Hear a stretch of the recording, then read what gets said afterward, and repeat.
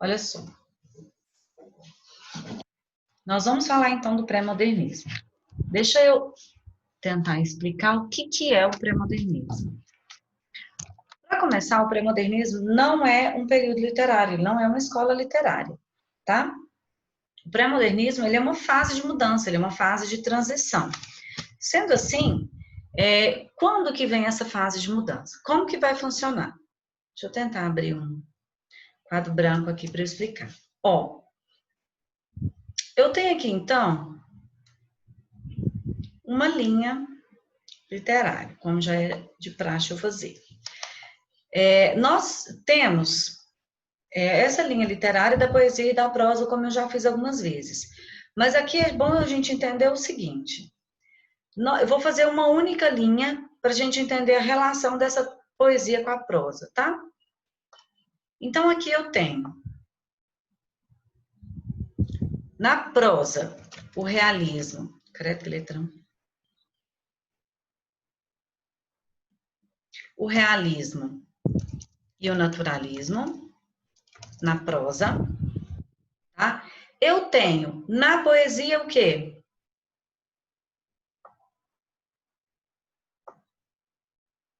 Ninguém lembra o que eu tenho na poesia?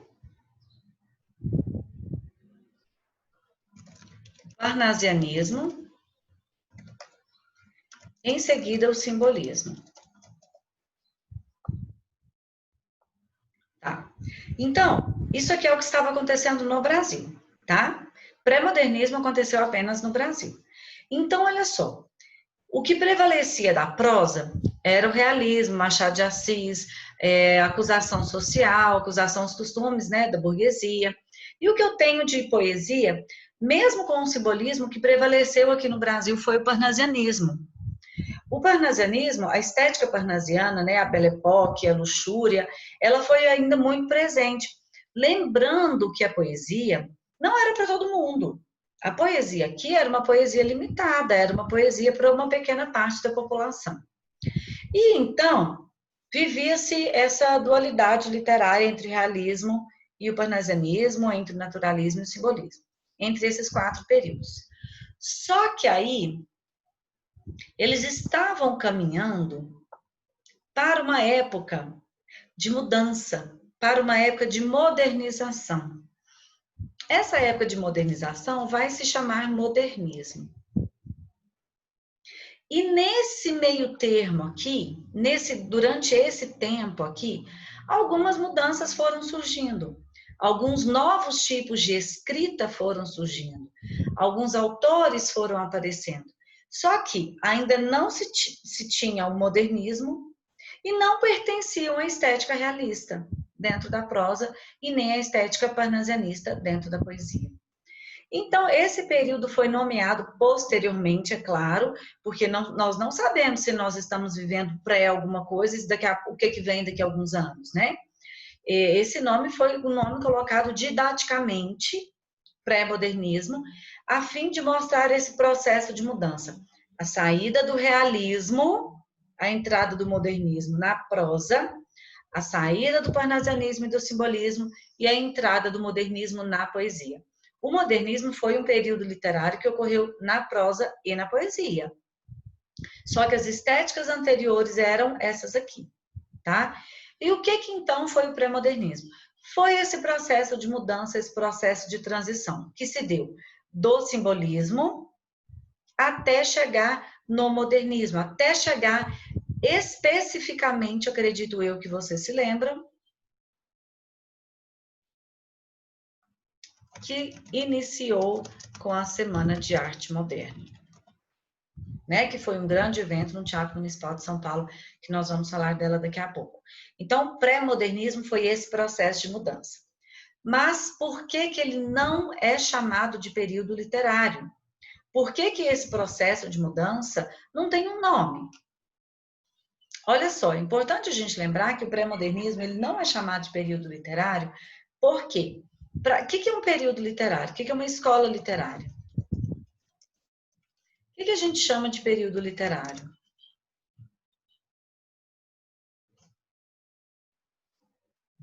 E aí, gente, quando a gente fala assim, nossa, isso aqui é um período literário, por quê que isso é limitado? Porque tem estética e características próprias? Exatamente. Então, ele tem estética específica de uma determinada época, né? Tanto é que quando a gente vai iniciar um período literário, nós vamos primeiro na história. Então, para ser período literário, os autores têm que ter fins em comuns.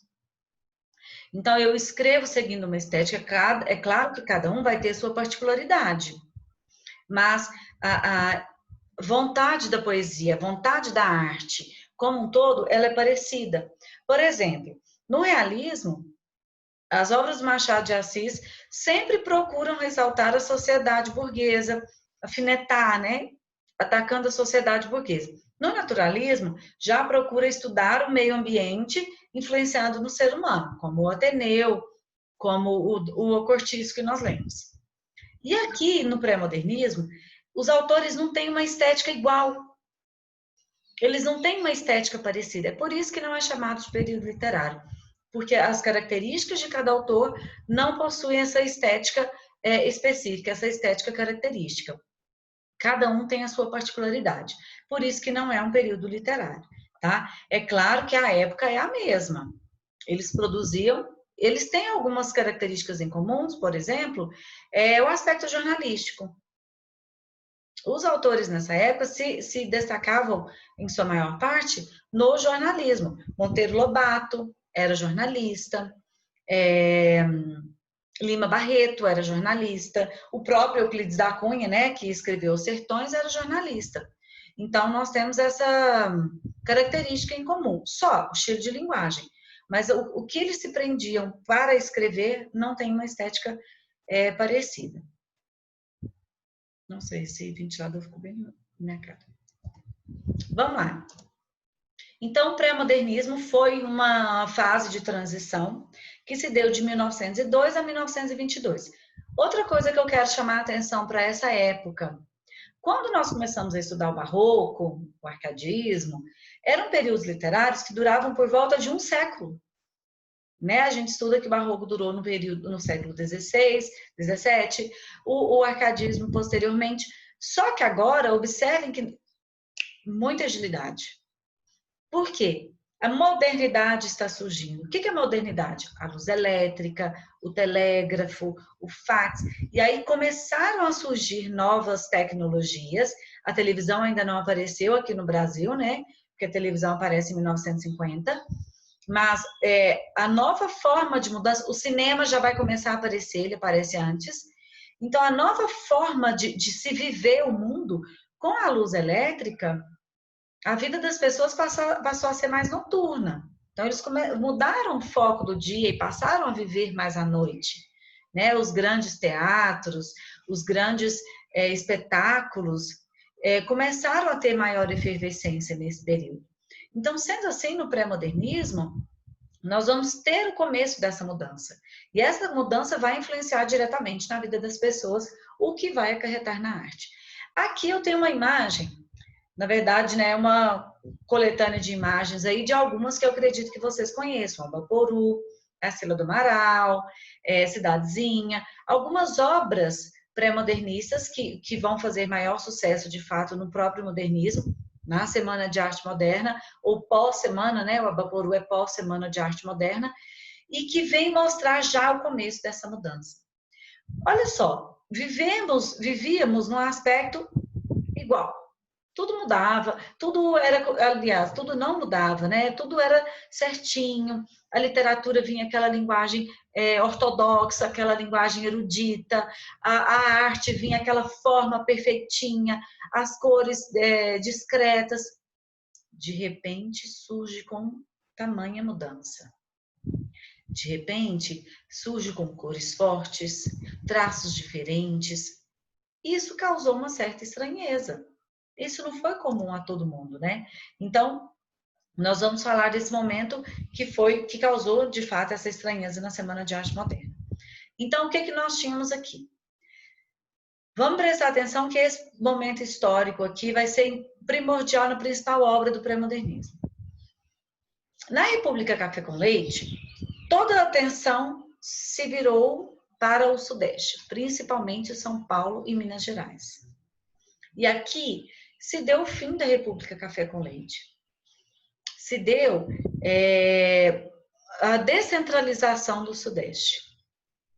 Só que as grandes cidades se formavam. As grandes cidades tornavam o que elas são hoje, as grandes metrópoles.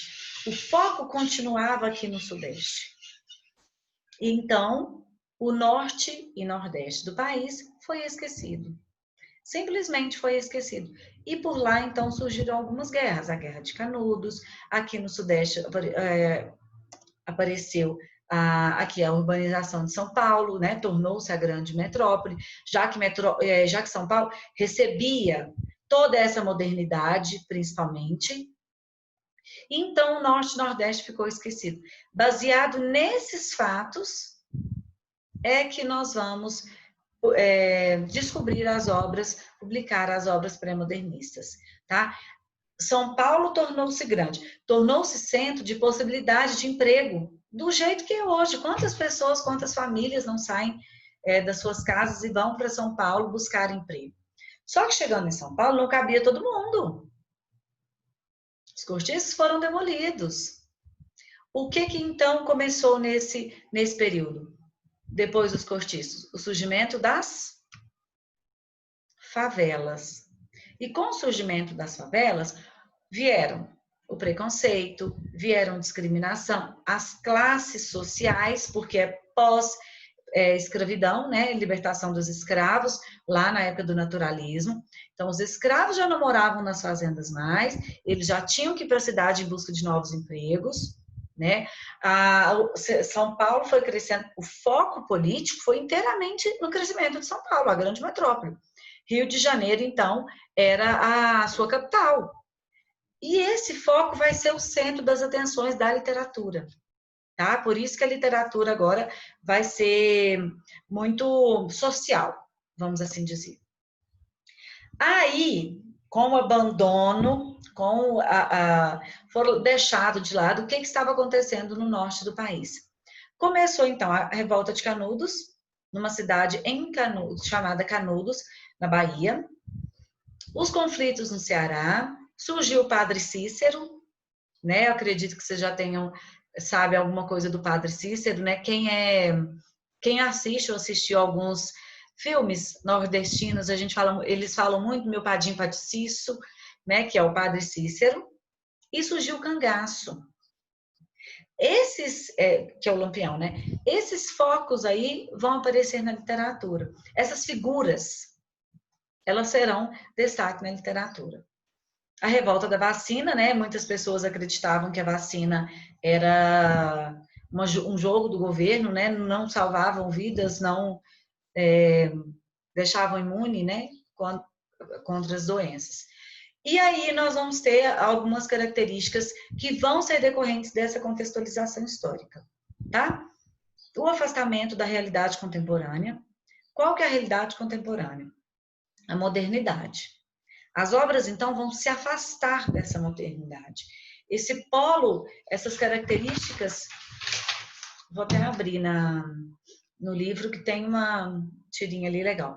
Até as características dessa modernidade, elas não são foco da literatura. O que vai ser foco da literatura? O norte esquecido. O que vai para a cidade e sofre preconceito, que é o esquecido. O que mora lá na zona rural, o sertanejo, com aspectos rurais, é o esquecido. Então, o foco do pré-modernismo são os esquecidos, os menos favorecidos, tá? Aqui nós vamos perceber autores que produzem, vou retomar, autores que produzem com características diferentes, por isso que não é um período literário, é considerado só um processo de transição. No entanto, eles têm essa fuga da realidade. Por que eles têm essa fuga da realidade? Porque são autores que derivam do jornalismo.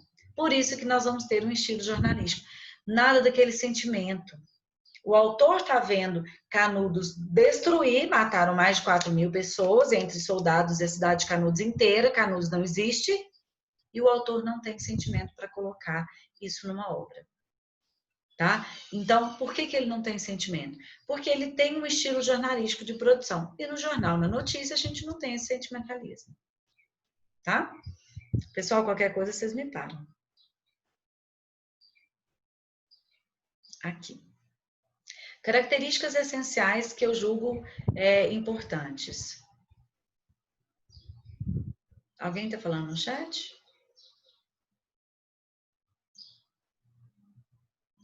Alguém falou alguma coisa no chat?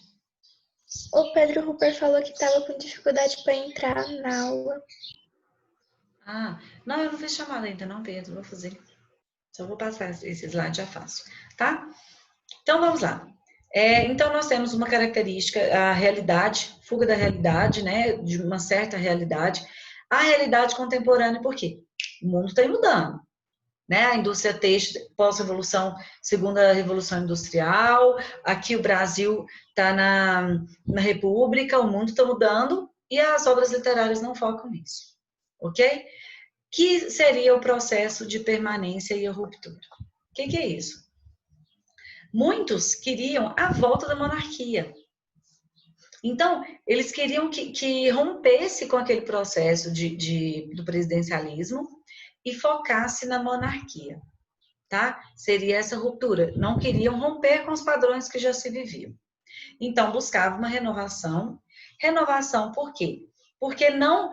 Lembrando que na prosa, nós tínhamos a análise social da burguesia. Aqui a gente não vai ter a burguesia. Nós vamos ter, primordialmente, os menos favorecidos. Então, houve uma renovação na literatura. Na literatura, eu digo na prosa, porque na poesia, eu vou ter uma poesia de estranhamento, tá? Sugiro que vocês anotem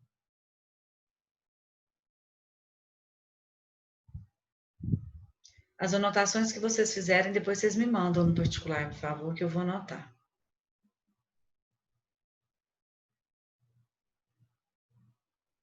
Aqui. Essa poesia de estranhamento, nós vamos ter num autor chamado Augusto dos Anjos. Tá? Os demais se prendem pela prosa. O regionalismo, que também é um certo tipo do povo esquecido. O regionalismo vai ser muito presente em Monteiro Lobato, em Euclides da Cunha, os regionalismos. Como eu disse a vocês, eles eram jornalistas, por isso eles se prendiam tanto no estilo jornalista da própria linguagem. E aqui nós vamos começar os problemas sociais. Por que eu digo começar? Porque a partir do modernismo nós vamos focar nisso. A população vai ser mais vista, a população vai aparecer. Não apenas a população burguesa, não apenas quem tem dinheiro, mas aqui todo o Brasil vai aparecer. Tá? Então, é um pontapé inicial dos problemas sociais que nós vamos ver em alguns outros períodos literários à frente. Tá? Pessoal, eu gostaria que vocês anotassem essas características. Vocês querem que eu espere ou eu posso sair desse slide?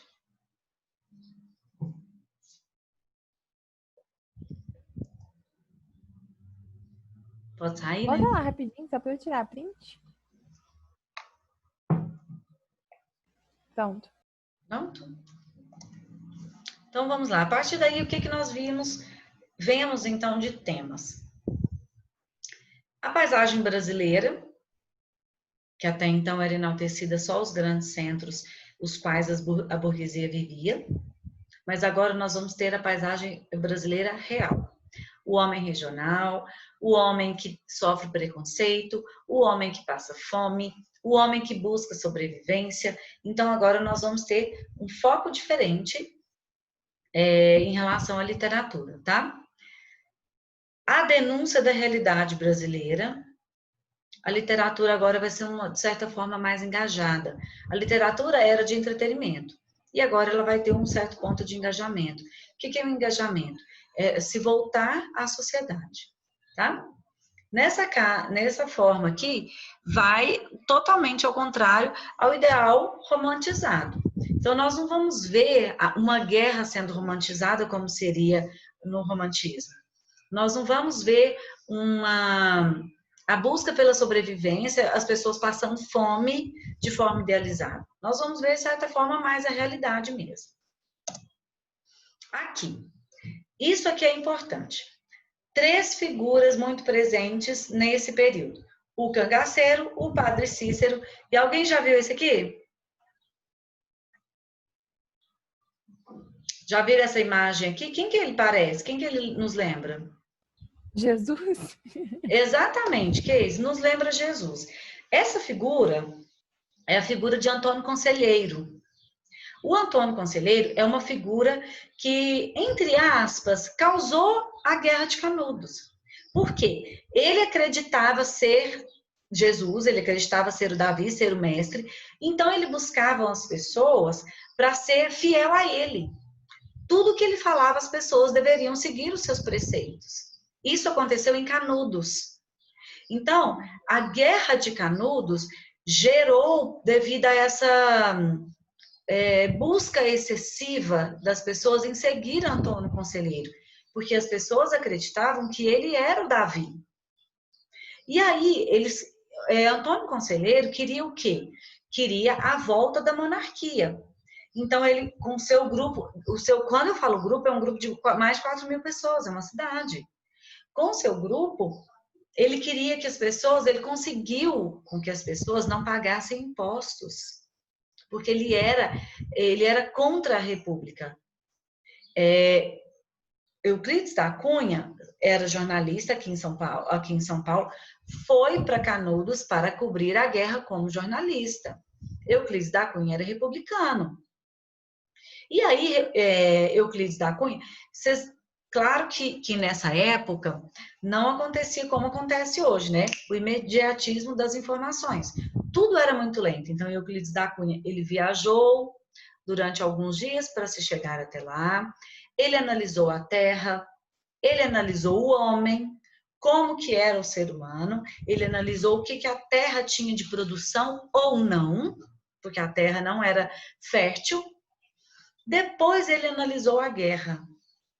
Quando ele chegou para analisar a guerra, ele era contra a Guerra de Canudos. As pessoas lutavam para não pagar os impostos, elas lutavam pelo fim da República. E aí, Antônio Conselheiro é quem comandava as ações dos seus seguidores. Os seguidores aqui eram presenciais, não eram seguidores online, né? Como nós temos hoje. Ele controlava as ações dos seus seguidores. Por isso que ele foi uma figura tão presente, porque após a morte, uma igreja foi construída no local, porque Antônio Conselheiro acreditava, sim, ser Davi, ser Jesus. Tá? Então, essas 3 figuras eram bem presentes. Falando dessas figuras, eu gostaria que vocês abrissem o livro, lá na página 124. Que aqui tem uma tirinha, deixa eu abrir meu livro aqui, que vai falar de Antônio Conselheiro, que tem as cenas do filme. Eu gosto muito desse filme, eu até sugiro que vocês assistam. Alguém já assistiu? Guerra de Canudos? Baseado na obra Os Sertões? Vocês chegaram a trabalhar os sertões? Lembra alguma coisa ou não?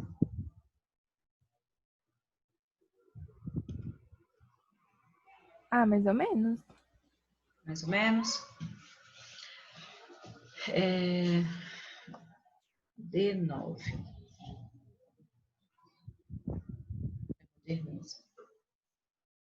Só um minutinho, já está abrindo aqui.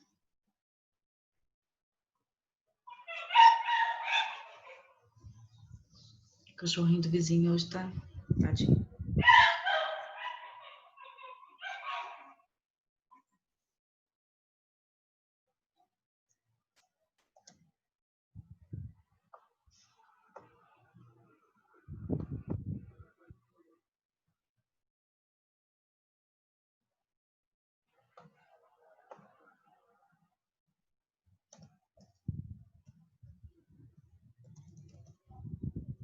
Olha só, então isso aqui era o Arraial de Canudos, né? Tá na página 124. ele foi completamente destruído. Entre soldados e moradores, morreram mais de 4.000 pessoas. Foi a destruição do arraial. Aqui nós temos uma tirinha. Esse aqui é o Antônio Conselheiro, né? E ele quer mostrar que a terra era infértil, né? Ó. Só que aqui, neste chão, é a abundância da eterna verdade, da verdade que vai florescer nos corações do povo. O tempo que nos foi prometido virá. Então, ele profetizava mesmo, né? Ele tentava buscar, ele achava que seus seguidores eram seus fiéis mesmo. Então, ele profetizava, ele era um profeta, ele era um Messias, e ele achava que ele era Jesus, então as pessoas deveriam segui-lo, tá? E aqui é a imagem de um filme que se chama Os Sertões, que se chama especificamente Guerra de Canudos, né? Baseado na obra Os Sertões, que foi a primeira obra mais importante desse período. Quando eu digo assim, que agora vai aparecer os menos favorecidos, observem aqui, ó, na imagem, os fiéis seguindo Antônio Conselheiro. Esse filme é muito bom de assistir. Ele é um pouquinho extenso, mas ele é muito bom. Eu sugiro que vocês assistam para conhecer um pouquinho de Os Sertões. Nesse ponto que fala de Antônio Conselheiro, da perspectiva que ele tinha, e da atenção que ele tinha desse povo, né? E ainda da guerra em si, que também é um foco importante. Gente, eu vou fazer uma pequena pausa só para fazer chamada, eu esqueci. E eu já volto.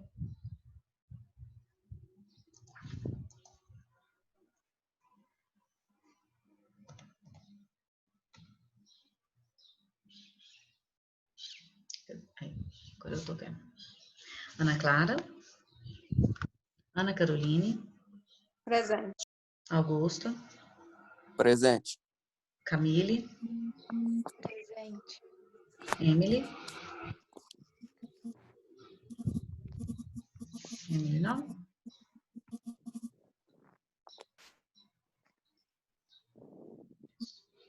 Enzo. Presente. Diane. Presente. Heitor. Presente. João Gabriel. Presente. José Roberto. Não. Júlia. Presente. Juliana. Não. Caroline. Presente. Daisy. Presente. Maria Cecília. Ok. Olávio. Maria Lúcia, eu tô aqui, eu esqueci de responder, José Roberto. Você tá aí? Ok. Olávio. Pedro. Raul. Ok, Pedro. Sabrina. Presente. Thales. Presente. Tainá. Presente. Vitória. Presente. Só recapitulando. Ana Clara, Emily, Juliana, Olávio, Raul e só. Ok? Maria Lúcia, Ana Clara tá presente. Ah, desculpa, Ana Clara. Deixa eu colocar no pronto.